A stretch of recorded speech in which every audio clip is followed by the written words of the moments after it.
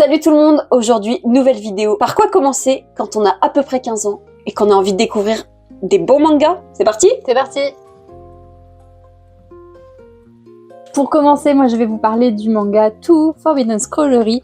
C'est un manga déjà qui a un format qui se prête, je pense, très bien pour commencer, parce qu'on est sur un format qui est plus grand qu'un format classique et qui est pas très épais. Donc on s'embête pas trop avec un texte à rallonge. Ici, on est sur l'histoire d'une jeune fille qui tient une librairie, mais qui est passionnée de livres maudits. Donc évidemment, dans sa librairie, vous allez retrouver plusieurs livres maudits. Pourquoi sont-ils maudits? Quel yokai se cache à l'intérieur de ces livres? Vous allez le découvrir tout au long des 7 tomes de la série. C'est hyper chouette. En général, c'est 1 ou 2 chapitres, une histoire avec un yokai en particulier, donc vous apprenez aussi un peu plus du folklore japonais. C'est très sympa, les personnages sont hyper drôles, hyper barrés. Et il me semble que c'est une histoire adaptée d'un jeu vidéo. Et vous avez une nouvelle série qui vient de commencer à apparaître, qui a commencé à apparaître l'année dernière, toujours tout, mais je ne sais plus le nom. Je mettrai une petite image. Je mettrai une image de la première couverture.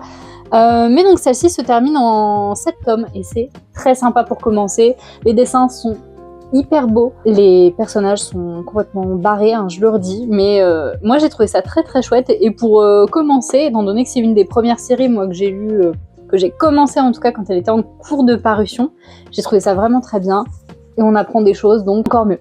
Moi, je vous conseille un énorme classique du manga de sport, Slam Dunk. On y suit Hanamichi, qui est un lycéen très particulier qui enchaîne les râteaux. Il y a beaucoup d'humour dans Slam Dunk, c'est vraiment super rigolo. Et donc ce jeune garçon, lui, sait pas trop comment se comporter avec les filles. Côté très furieux parce qu'il a une petite bande de potes et avec un clan rival, ils aiment bien se taper sur la gueule, quoi.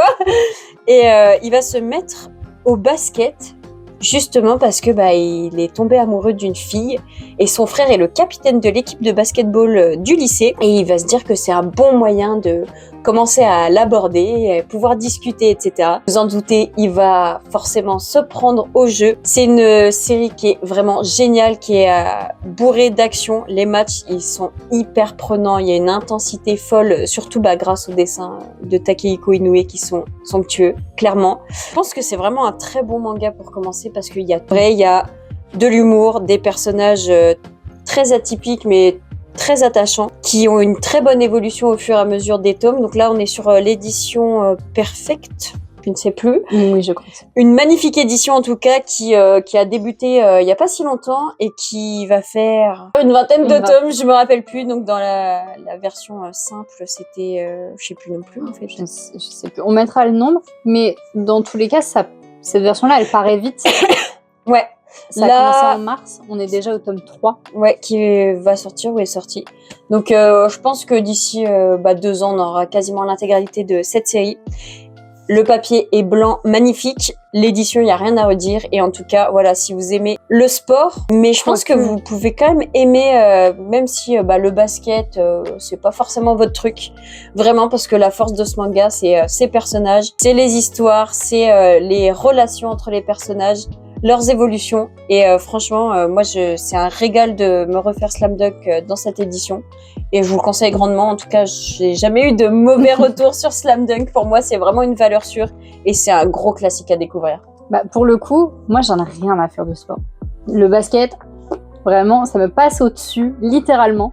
Mais on a vu le film qui est récemment sorti, The First Slam Dunk. Quand on aura tous les tomes, je vais le lire. Ça m'a donné envie de découvrir. Chez quelqu'un de bien. Pourtant, on y est allé, moi j'étais là, bon, on a gagné les places, donc bon, je me fais pas J'y vais, c'est gratuit. C'était trop bien, c'était génial. Non. Les arcs, ils sont vraiment très différents. Après, forcément, à passer une dizaine de tomes, vous allez avoir des vrais matchs de championnat très intenses, avec beaucoup de suspense, de rebondissements, etc. Et le début, je trouve que c'est vraiment un côté, il y a du school life, il y a un petit côté furieux, c'est comique, ouais, je pense que c'est très très bien pour accrocher et démarrer le manga quand on a à peu près cet âge-là, à l'adolescence.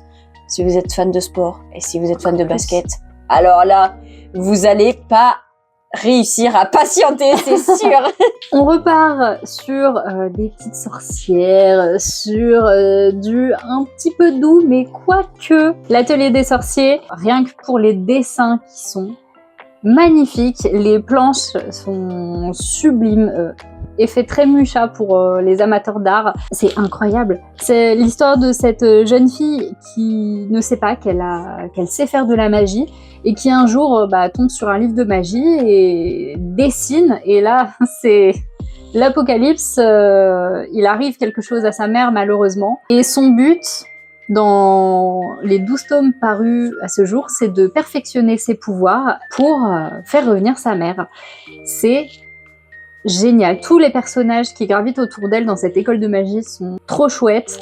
Les professeurs sont géniaux. Ça reste quand même des enfants, donc ils ont des réactions d'enfants. Hein. C'est ça que j'aime aussi. Mais voilà, vous avez ce côté très sérieux de il est arrivé quelque chose de grave. Cette petite a fait quelque chose qui est très grave. Tout le monde veut sa peau, mais elle, ce qu'elle veut, c'est sauver sa mère. Voilà, c'est génial, c'est trop bien. Là, ici, c'est la version 48 heures BD, donc qui était une offre découverte en 2018. Les tomes sont longs à paraître. Vous prenez le temps pour le lire, vous regardez les dessins. Je fais la propagande encore. Hein. Ah, mais moi, je sais que c'est sur ma liste. J'ai bien envie de te piquer cette série. Après, je me dis, là, il y a quand même 12 tomes à rattraper, donc ça va. On est à un rythme de entre 1 et 2 tomes par an en ce moment. Mais c'est trop bien. Et en plus, ça reprend beaucoup les codes, que ce soit d'un seinen, d'un shoujo, d'un shonen. Même si ce sont uniquement des cibles éditoriales, vous avez quand même des codes qu'on retrouve à chaque fois dedans. Ça reprend un peu de tout, donc vous allez être familiarisé avec tout genre de manga, avec une histoire qui est un peu lourde, sans trop en faire. Ça va pas non plus vous tirer les larmes, ça va pas vous faire rire aux éclats. On est vraiment sur une série qui est très constante, mais géniale. Pour moi, c'est un top pour débuter, et tous les élèves sont incroyables. Le vert pinceau, trop mignon. Enfin bref, c'est génial. L'atelier des sorciers, c'est super. Et je termine avec une petite sélection un peu plus légère qui avait fait parler, un peu moins maintenant. Ici, on y suit donc Twilight, qui est le plus grand espion du monde, qui a une nouvelle mission qui lui est confiée. Et pour cela, il doit se créer une famille de toutes pièces, à commencer par une enfant télépathe.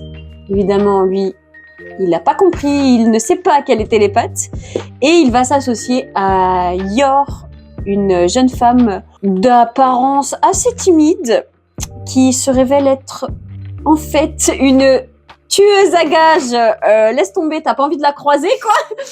Et ce mélange, cette fausse famille, va donner un manga qui est, vous en doutez, très marrant. Principalement grâce au personnage d'Anya, donc cette petite fille qui sait tout, alors que ses faux parents ne savent rien, et du coup c'est vraiment super drôle. Il y a un peu d'action. On a un petit fil conducteur qui est là, puisque la mission de Lloyd, c'est d'intégrer, en tout cas d'approcher une école assez prestigieuse, puisque il y aurait un des parents d'élèves, c'est tout simplement son ennemi. Donc pour cela, il va envoyer Anya dans cette école. Et alors là, je vous raconte pas, je vous laisse découvrir, parce que c'est vraiment des situations toutes plus loufoques les unes que les autres. Moi, j'adore. Franchement, c'est un petit bonbon, c'est sans prise de tête. Voilà, il n'y a pas besoin de se poser, de réfléchir et d'être full concentré pour lire Spy X Family. C'est pas ça qu'on lui demande. Et moi, je trouve qu'il fait très bien le travail. Je pense que à 15 ans, moi, j'aurais adoré avoir un manga pareil. Je pense que j'aurais été... Franchement, ouais, j'aurais été ravie d'avoir ça entre les mains et de me taper des barres et de me dire, est-ce qu'ils vont y arriver ? Est-ce que ils vont réussir à faire semblant ? Parce que mine de rien, il y a la famille, la vraie famille autour, par exemple le frère de Yor, qui doit pas se douter de quoi que ce soit. Donc, ils font semblant d'être mariés, d'avoir une petite fille. Enfin, c'est vraiment assez lunaire, assez déjanté. Il y a le petit fil conducteur qui est là, mais qui avance à son rythme. Certains, je sais, c'est trop long à leurs yeux, mais moi, ça me dérange pas du tout. Et franchement, je vais continuer avec plaisir cette série. Et je vous la recommande grandement si vous avez envie de vous marrer et de voir ce trio complètement déjanté en action. Je pense que c'est une bonne série à lire, à emprunter pour cet été. Un petit truc chill à lire Ah ouais, au bah bord oui. de la plage, un jour de pluie au camping, un truc vraiment histoire de dire oh bon ben je vais en profiter, je vais me lire un petit tome. Je pense que c'est comme ça qu'il faut la consommer et pas lire tous les tomes d'un seul coup. Ah non, non, bah oui. Faut vraiment profiter un peu. Mais en fait, il n'y a pas besoin, c'est ça qui est bien, parce que pour moi, il en faut des séries comme ça, c'est un avantage. T'as pas besoin d'être concentré et d'enchaîner les tomes parce que il y a 45 000 personnages et que, ah, lui, tu sais plus qui c'est, non. Franchement, vous pouvez se passer ça de quelques mois, les personnages, ça vous reviendra en tête, leur caractère aussi, enfin, c'est vraiment sans prise de tête. Il y a de l'action, il y a de l'humour. Que demander de plus? Rien, moi je demande rien de plus à Spy X et j'adore. Et voilà, c'est tout pour nous, pour ces petites recos pour commencer les mangas quand on a à peu près une quinzaine d'années. Moi, je serais curieuse de savoir ce qu'il y a dans les CDI maintenant, que ce soit au collège ou au lycée. Marion, est-ce que vous avez des mangas dans le CDI où tu travailles? Manon nous a dit un petit peu l'autre jour ce qu'il y avait dans son CDI à son époque. Nana, par exemple. Ouais, bah ça, c'était à l'ancienne. C'était le classique. Mais c'est quoi maintenant les classiques qu'il y a dans les CDI? Je sais pas, je pense qu'il doit y avoir un petit Jujutsu Kaisen. Ouais. Je pense que peut-être un Spy X. Justement. Ouais, bah en tout cas, bah, on est curieuse, on est preneuse. Ouais, on est preneuse. Marion, dis-nous si t'as l'info, si tu peux aller voir un petit peu dans le CDI pour nous dire ça. Et si vous avez des recos, vous, qu'est-ce que vous lisiez à 15 ans comme manga?